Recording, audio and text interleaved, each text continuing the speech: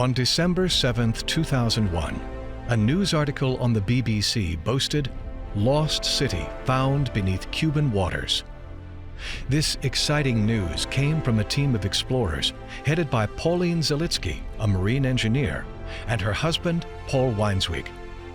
Their company worked side by side with the Cuban government to try to uncover hundreds of treasure-laden ships from the Spanish colonial era. But what they uncovered using their advanced sonar equipment was far more mysterious. According to what they reported, Weinswig and Zalitsky had made a deal with Fidel Castro in order to do side-scan sonar readings of the seafloor around Cuba, looking for sunken Spanish treasure galleons in order to have gold that might be found. The gold would then be split 50-50 between them and Cuba, and nobody else had gotten these rights before, so it was very exciting. When they used the sonar on the seabed, what they found was not sunken gold. They found incredible architectural monuments down there. And these monuments were specifically located off the western tip of Cuba, about a half a mile below sea level, in very, very harsh ocean currents that make it almost impossible to have anything go down there except for some of the best submersibles. What they saw on these side-scan sonar readings were pyramid-like buildings, long roads, all kinds of clearly megalithic stone architecture. And what we hear from the original reports was that they had signed an exclusive deal with National Geographic magazine that this whole story was going to go public in the summer of 2003. Well, that obviously did not happen. In the meantime, Paulina Zalitsky was leaking information about what those discoveries were revealing. According to Zalitsky's reports, she was using a submersible and saw that there were sphinxes down there, that there were bizarre inscriptions on the stones. And remember, we're dealing with something that could not possibly have been above sea level for at least 11,000 years. She had submersible footage of a pyramid down there that has kind of a change in its slope angle as it goes halfway up, similar to the bent pyramid of Dashur in Egypt. So we're seeing a direct relationship between these monuments and what we see in Egypt. That to me is astonishing because it suggests that the Egyptian pyramids as well may have been built at the same time and are therefore far older than the assumptions of conventional archaeology. There it is right down there. It's very obviously artificial, and then the whole story somehow got suppressed. Zalitsky estimated that it would have taken over 11,000 years for such a structure to have sunken to the depth at which these structures were said to be found. Strangely, after they released their findings, the news outlets and networks went dark.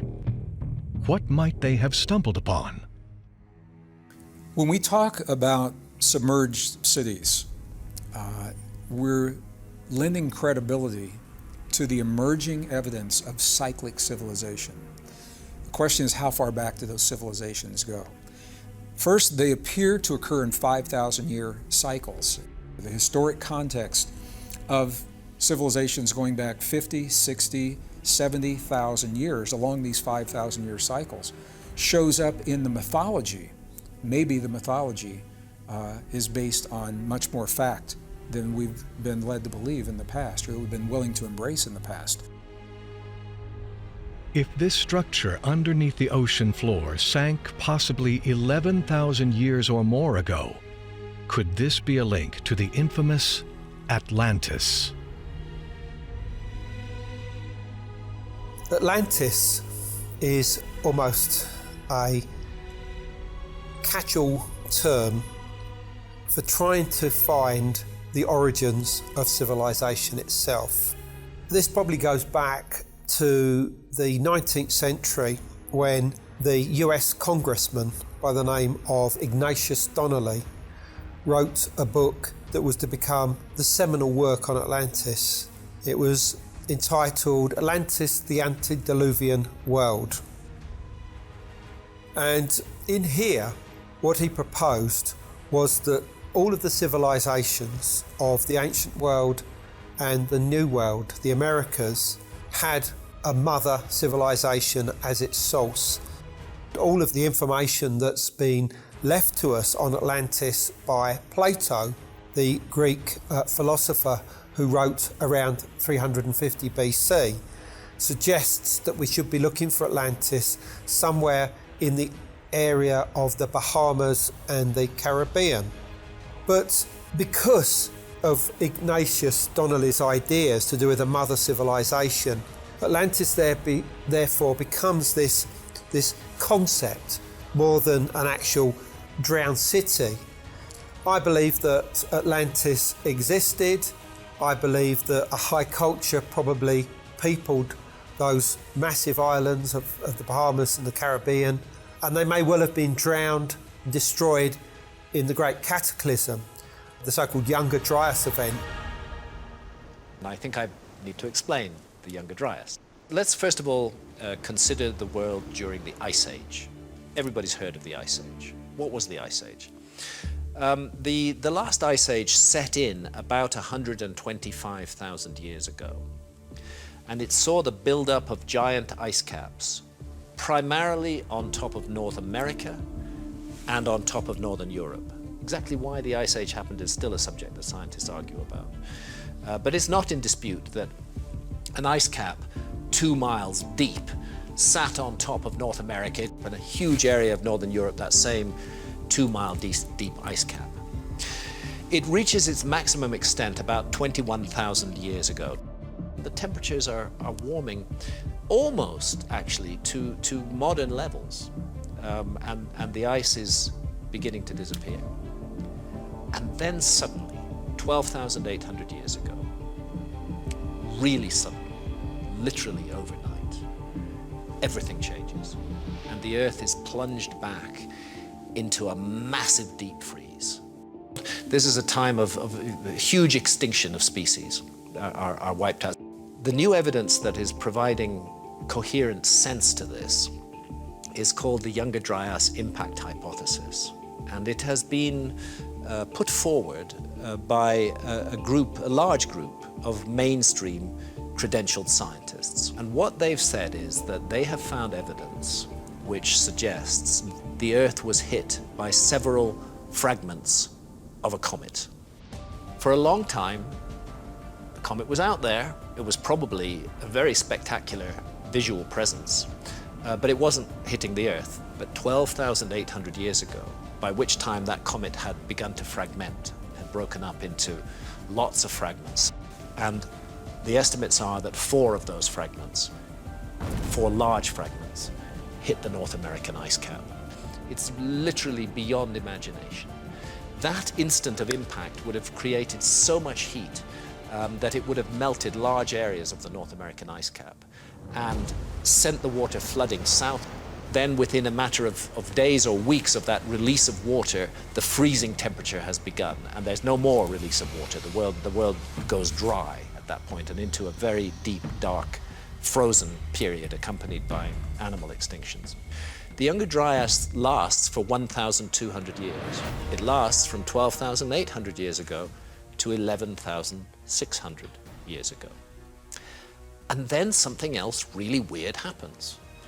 The Earth's been in a deep freeze. Suddenly, 11,600 years ago, you get a second massive pulse of meltwater into the world ocean.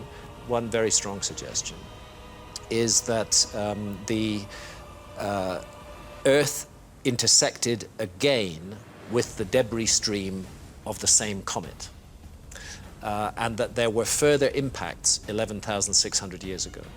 But those impacts were not on ice. Those impacts were entirely oceanic. You get big comet impacts in an ocean, and what you're going to get, as well as extraordinary tidal waves, what you're going to get is a massive amount of water vapor thrown up into the upper atmosphere. And that water vapor creates a greenhouse effect, which accounts for the very radical warming of the Earth. It has to be rather intriguing that that's the exact date, 11,600 years ago, that Göbekli Tepe is founded. And it has to be even more intriguing that 11,600 years ago is the exact date that Plato gives us for the destruction and disappearance beneath the flood of the ocean of the lost civilization of Atlantis. If what Graham Hancock is telling us is true about the Younger Dryas, where can we see evidence elsewhere on the planet? The flood also did sink many other areas of megalithic architecture, such as the gorgeous pyramid that we see in the Azores off the coast of Portugal, such as what we see around the coast of India, such as what we see in Japan, where you have sunken architecture down there. All kinds of stuff that's coming up that defies the conventional view. As a matter of fact, just a couple of years ago, a little further away from Malta in the Sicily Channel was discovered a giant, absolutely nobody's disputing, man-made megalith lying on the bottom of the ocean. And that bit of ocean was covered by the rising sea levels more than 9,000 years ago, which makes it already 3,000 to 4,000 years older than the established date for the monumental temples on the island of Malta itself. Some experts, like Jack Carey, have done some alternative research that might coincide with the science behind the Younger Dryas. As far as the sunken pyramids go in the oceans of the world, a lot of that can be tied to research being done by Dr. Courtney Brown and his group of very skilled remote viewers.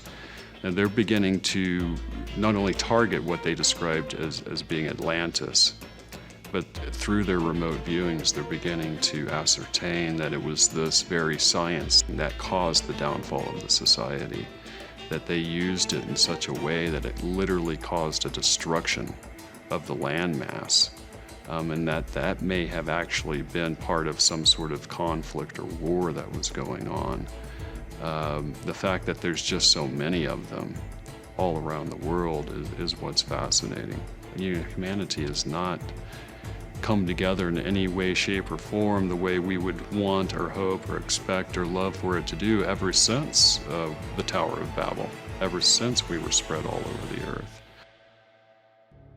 A conflict? What kind of conflict could Dr. Courtney Brown and his researchers be picking up on? Ancient texts from the Greek philosopher Plato explain in great detail the destruction of Atlantis by Zeus as payback for human arrogance. The legend describes the founder of the great city to be half god and half human, and ruled by Poseidon. As punishment for their immoral bankruptcy, Zeus sent a ball of fire to destroy the aquatic cities. The curator of the Joseph Campbell collection draws some parallels from Plato's story and a similar tale between two warring Sumerian gods. It is very possible that the Greek story, the one we find in Plato about a lost continent, Atlantis, ruled over by Poseidon, the god of the oceans, that this has earlier roots. After all, storytellers in those times borrowed from other stories, and we can follow. It's called syncretic, the way information, images, and narratives move from one culture to another, particularly if they're relatively geographically close by, which in this case is true. Sure, Enki, the great god of the Sumerian traditions, could have been the Poseidon figure, and the destroyer god could have come from the Sumerian tradition. This is not only possible, it is likely. Zeus is the name we are familiar with from the Greek tradition that comes and punishes the people of Atlantis who have achieved so much because they started taking it for granted.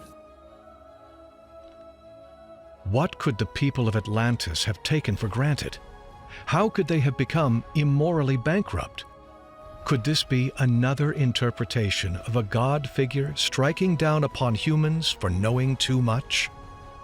What I can tell you is that there is a recollection in Sumerian myth and tradition of a time before the flood, when a high civilization existed and when cities existed, and then the flood came and everything was reset and started again. So what's of interest to me in that is the recollection of the memory of something before the flood, something major, something important before the flood.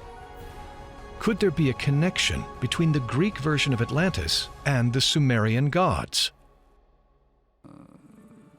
M'intéresse vraiment, mes travaux vraiment se focalisent tout particulièrement entre... I think it is interesting because we thought for a long time that Plato had been taught by Egyptian priests, but thanks to the Edfu text, we wonder if he actually had the copies in hand. We will never know. But there are very similar elements between the Plato version of the Atlantis and the Egyptian Edfu text of Atlantis I translated. And we can understand, in a few words, that Osiris, who is considered to be the Sumerian god Enki, fled Mesopotamia to help start a new civilization. According to the doctrine of Enlil, and he flees to Atlantis and settles down on some islands in the Atlantic Ocean. This ancient territory is mentioned in some funerary texts, such as the Egyptian Book of the Dead.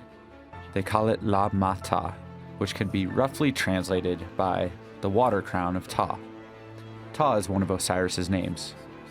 It is the Egyptian name for Enki. Like all the other gods, he had many different names.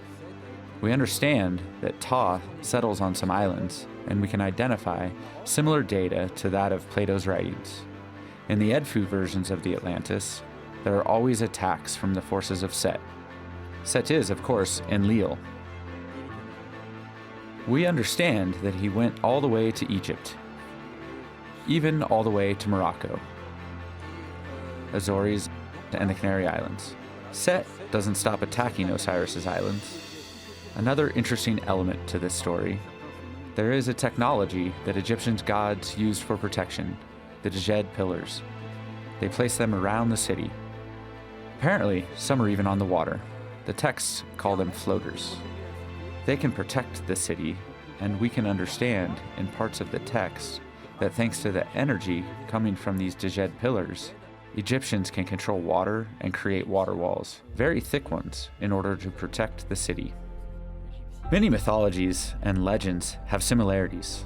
We understand that Osiris could actually be Poseidon or Neptune, and Enlil, in some ways, could be Zeus. What is interesting to note is Poseidon is always pictured with a pitchfork that was later connected with the biblical pitchfork of Satan by the Catholic Church. If Enki is connected to this interpretation, could the destruction of Atlantis be the story of Yahweh's wrath on advanced humanity? Anton Parks suggests there is a connection between the scientific version of the Cataclysm and the Egyptian texts. Assez régulièrement parce que en fait l'Atlantis. The Egyptian Atlantis must have lasted long enough in history that it is part of Egyptian culture. Funerary texts mention it quite often. Indeed, the Egyptian Atlantis, La Meta, corresponds to the west. It also means the west in Egyptian. And west is also where you bury the dead. We see that the idea remains that when you go towards the west, there were many deaths. In Egyptian history, Osiris's death happens at the same time as another very singular element, which takes place in the sky. It is the fall of the Eye of Sound found in the Edfu text. This is the destruction of a planet which was in between Mars and Jupiter. This is where we find the asteroid belt, and I believe that a planet used to be there. The death of Osiris is at this point in the story. In 1950, Immanuel Velikovsky published a book called Worlds in Collision. In this book, he discusses that Venus was ejected from Jupiter as a comet, and this passed near Earth, causing catastrophes mentioned in mythologies around the world. Could Anton's translations of the Sumerian text explain this very moment in human history and how it relates to the flood? Selon moi, il s'agirait de... In the Edfu text that I translated, they mention the fall of the Eye of Sound. Let me explain. In my opinion, Venus was located close to Mulgay. It was one of its satellites, and when Mulgay exploded, its satellite, Venus, is ejected into the solar system, and at some point, it comes very close to Earth. Then there is Osiris's death. According to the text, this was the work of Enlil, who prepared his attack both on Earth and in the sky. He really wanted to make history and impact significantly the gods' history. He was not going to be defeated by earthly technology. Venus was ejected into the solar system, turns inside it for thousands of years, before eventually placing itself where it is today. And Leo must have really wanted to finally put an end to the lengthy war he was waging against Enki Osiris. And he came close with the death of Osiris. Que lorsqu'Isis décide de faire revenir Osiris dans un nouveau corps qui sera le corps d'Horus, dans la Grande Pyramide. But then a second event, the story tells us, and luckily for history in general, Osiris comes back as Horus and the battle can start again. There are many elements that explain these events and that describe how Horus arrives to destroy the evil of the world in order to avenge his father's death. This explains a similar catastrophic event that happened at the same time, such as the destruction of Atlantis. This arrival is most likely a comet, who is actually Horus, according to Sumerian text. And this is also when the so-called flood happened, about 10,000 years ago.